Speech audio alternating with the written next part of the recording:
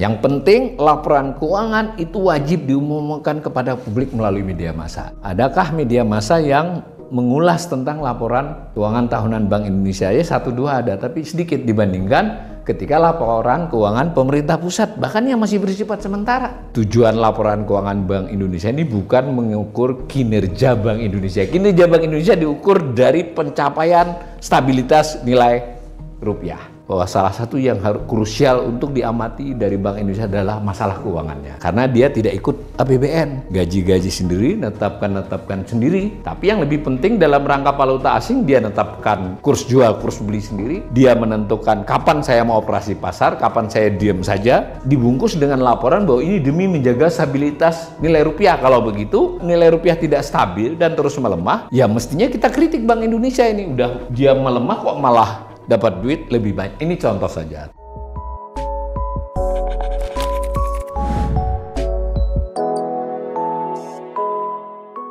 Kita sudah mempelajari bahwa Bank Indonesia ini memiliki status badan hukum. Jadi dia bukan pemerintah ya. Dia memiliki badan hukum tersendiri. Konsekuensi dari itu, dia diperbolehkan, tepatnya malah diamanati untuk mengelola kekayaannya sendiri, keuangannya sendiri, terlepas dari anggaran pendapatan dan belanja negara.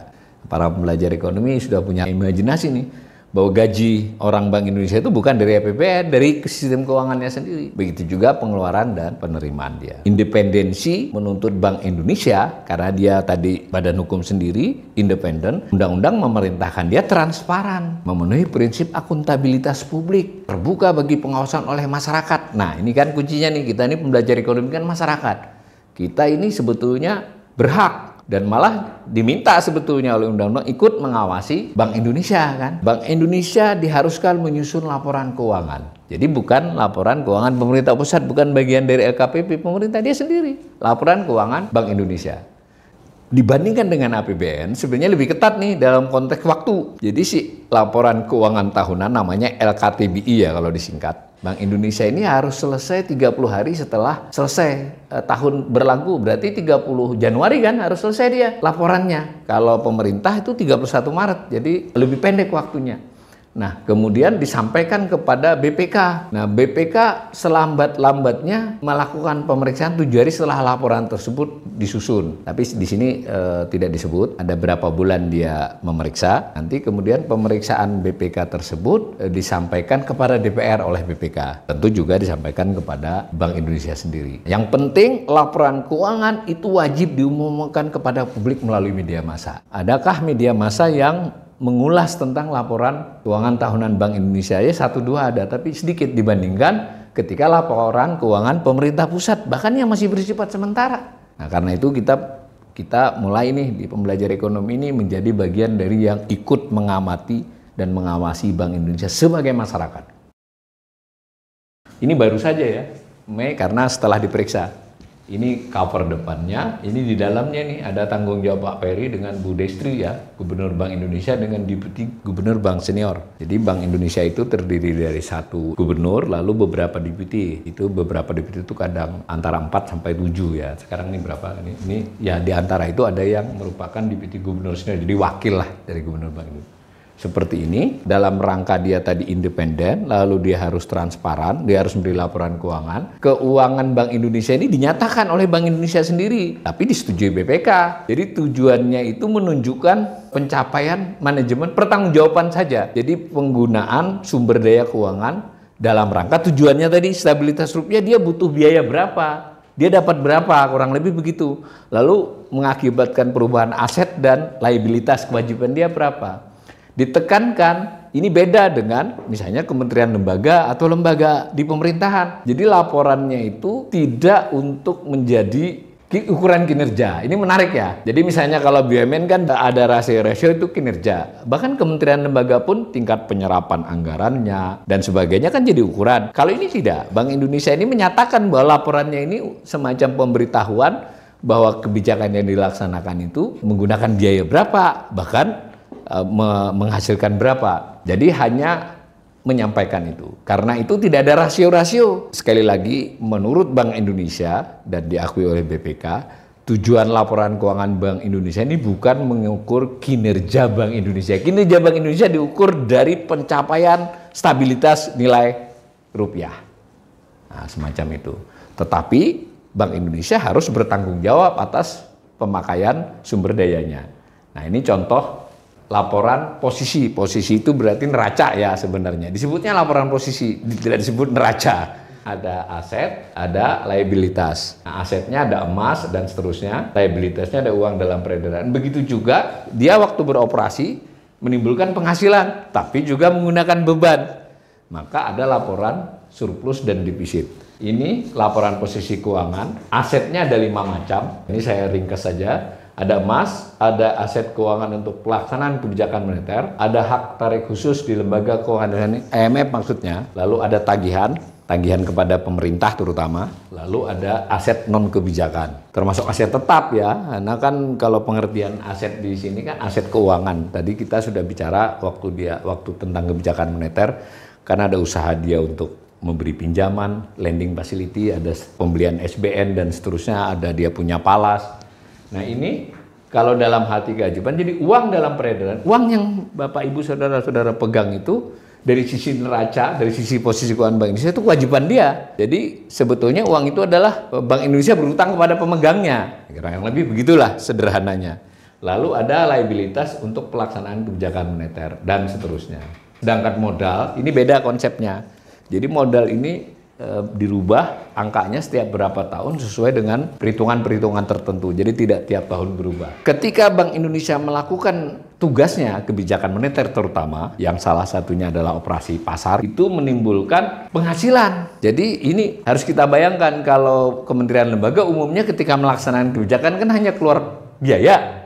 Meskipun ada beberapa PNBP, tetapi Bank Indonesia ini cukup unik. Dalam pelaksanaan kebijakan moneternya ada penghasilan, ada beban. Sama nih, kebijakan moneter saya ulangi mungkin untuk refreshing. Dia bisa melakukan operasi pasar. Dia bisa melakukan pembelian terhadap valuta asing dan penjualan mata uang asing. Dia memberikan pinjaman kepada bank atau menerima simpanan bank. Nah kan itu ada yang bersifat penghasilan, ada yang bersifat biaya. Ternyata dalam prakteknya untuk tahun 2020, ini khusus 2023 ya, pelaksanaan kebijakan moneter menghasilkan, ini satuannya juta. Jadi 189 triliun. Sementara bebannya, biayanya hanya 61,73 triliun. Jadi dalam melaksanaan tugas kebijakan moneter sebetulnya Bank Indonesia itu surplus. Nah, lalu dia mengelola sistem pembayaran. Ada soal mencetak uang, ada soal QRIS, ada soal e-wallet dan macam-macam. Dia berbiaya, tapi juga penghasilan. Tapi penghasilannya kecil ternyata, 219 miliar. Penghasilan, biayanya 4,6 triliun, wajar ya. Dia mendevelop teknologi, aturan dan sebagainya untuk pengawasan ya.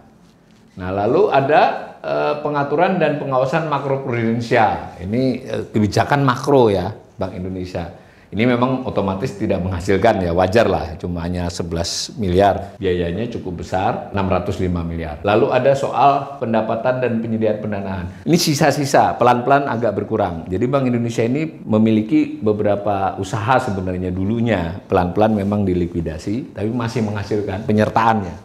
Masih menghasilkan 80 miliar. Dahulu cukup besar ini. Kalau Anda mau tahu bagaimana biaya operasional kantor, bagaimana gaji ini, 16,31 triliun. Saya kira ini kalau ada yang ingin studi, bandingkan semua kementerian, khusus pengeluaran beban umum. Jangan seluruh belanja. Beban umum itu adalah beban operasional biasa, lalu ditambah SDM. Bisa juga kita nanti menganalisis jumlah pegawai Bank Indonesia berapa, jumlah pegawai kementerian itu berapa. Saya ingin bocorkan informasinya, ini luar biasa ya, 16,31 triliun. Jadi total penghasilan 189 triliun, total biaya 61,74 triliun. Akhirnya Bank Indonesia dalam tahun 2023 berjalan ini, yang sudah selesai berjalan, itu surplus 127,66 triliun.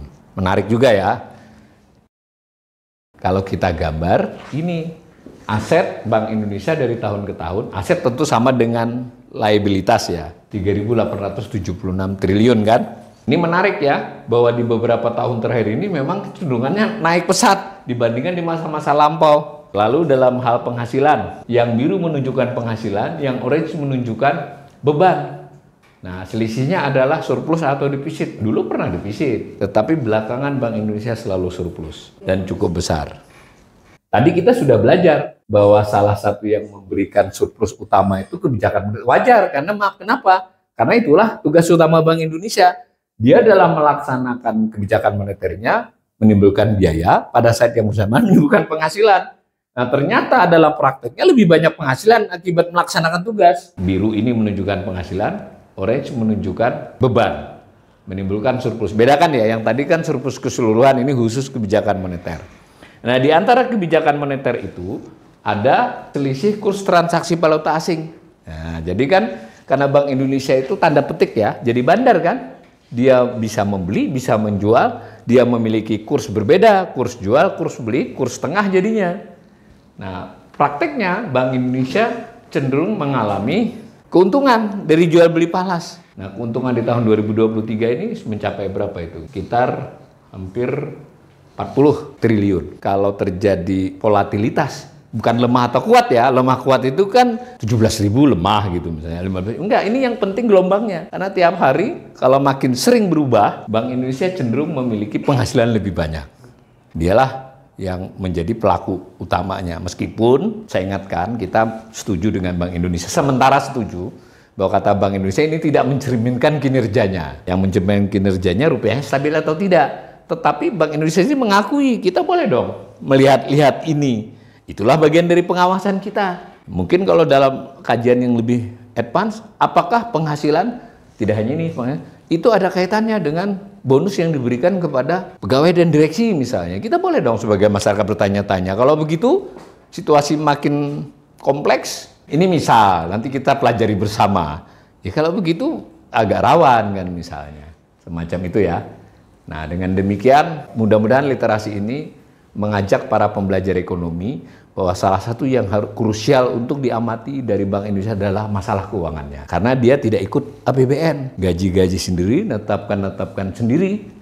Ini gaji. Tapi yang lebih penting dalam rangka valuta asing, dia menetapkan kurs jual, kurs beli sendiri. Dia menentukan kapan saya mau operasi pasar, kapan saya diam saja. Nah, ini kan dibungkus dengan laporan bahwa ini demi menjaga stabilitas nilai rupiah. Kalau begitu, kita kaitkan dong. Kalau nilai rupiah tidak stabil dan terus melemah, ya mestinya kita kritik Bank Indonesia ini. Udah dia melemah kok malah dapat duit lebih banyak. Ini contoh saja. Tentu tidak bisa begitu mudah ya. Kita harus melakukan kajian-kajian yang lebih sebagai pembelajar ekonomi berbasis analisis. Dan boleh juga nanti kita lihat di negara-negara lain seperti apa. Agar kita bisa memberikan penilaian yang cukup objektif.